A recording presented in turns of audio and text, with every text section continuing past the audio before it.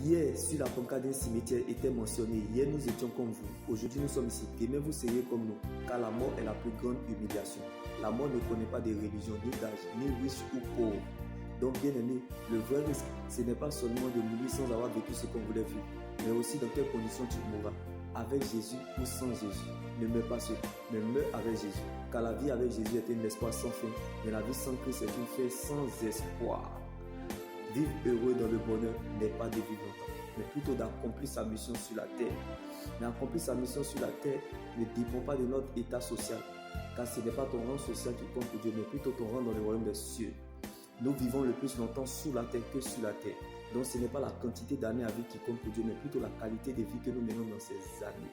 Ce n'est pas ta présence à l'église qui compte pour Dieu, mais plutôt la présence de Dieu dans ta vie. Donc tu peux tout avoir sur la terre et rater le ciel. Si tu n'as pas Jésus, tu auras perdu ton existence et raté ton éternité. Avec Christ, que tu meurs riche ou pauvre, cadavre c'est cadavre.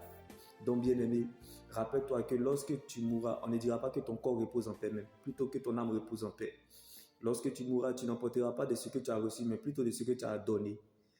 La crainte de l'Éternel est le commencement de la sagesse, mais Christ est la fin de la sagesse. Alors ne laisse personne te priver de ton éternité qui est l'enjeu majeur de ton existence.